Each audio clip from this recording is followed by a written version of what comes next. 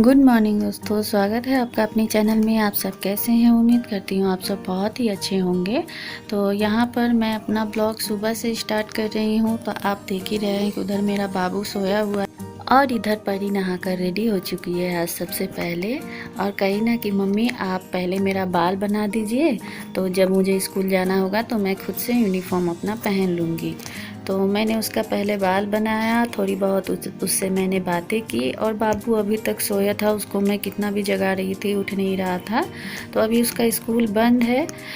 तो यहाँ पर ना नवरात्रि भी आने वाली है और घर की साफ़ सफाई भी करनी है। तो सुबह से ही मैं अपने कामों में लग गई थी।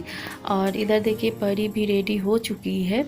तो ये मेरा फ्रिज ना कितने दिनों से बंद पड़ा था, ठंडी में एकदम ये चालू नहीं हो रहा था, उसी तरह रखा था। तो यहाँ पर फ्रिज को साफ़ करके फिर इसको चेक करना था कि मेरा फ्रिज सही से चल रहा है कि नहीं।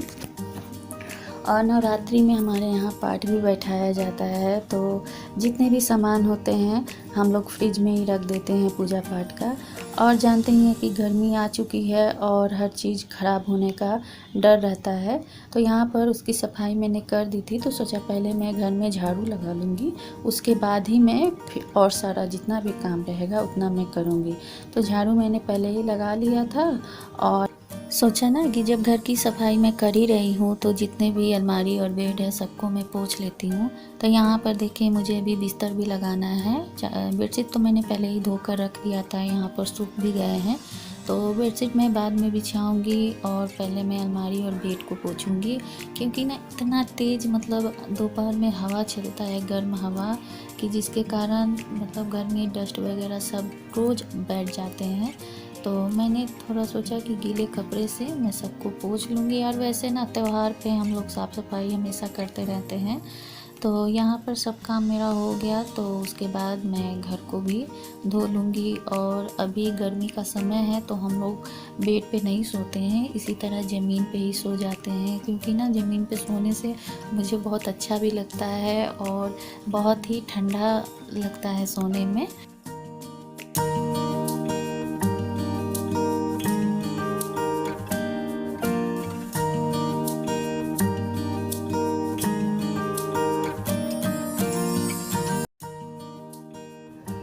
तो नीचे रूम की साफ़ सफाई करने के बाद यहाँ सुबह के जो कपड़े थे उन सबको भी मैंने धो लिया था।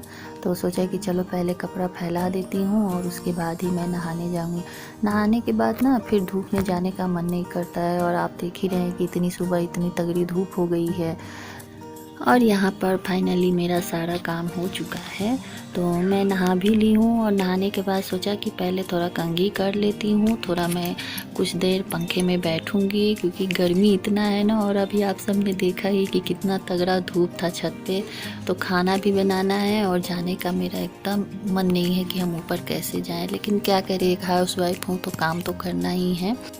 और घर की जब सफाई हो जाती है ना तो एक टेंशन भी ख़त्म हो जाता है, मन को एक सुकून मिलता है कि चलो काम मेरा फाइनली ख़त्म हो गया है।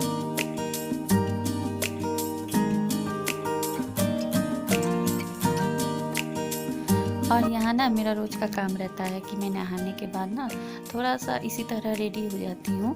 तो वहीं पर ही कैमरे में देखकर मुझे चिढ़ा रही थी और अपने भाई से कह रही थी कि बाबू देखो मम्मी तैयार होकर जाएगी खाना बनाने। तो बताइए अगर मैं तैयार नहीं होंगी और खाना नहीं बनाऊंगी तो बताइए सब लोग खाएंगे क्या।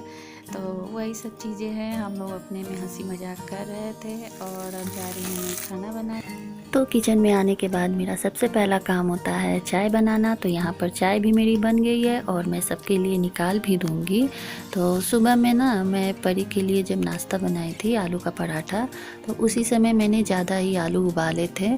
क्योंकि ना हमारे यहाँ जब नवरात्रि आती है तो 9 दिन हम लोग लहसुन प्याज कुछ भी नहीं खाते हैं। तो सोचा कि चलो उसको भी बना कर दे रहे हैं और हम लोग भी जब आज ही भर खाना है तो हम लोग भी बना लेते हैं।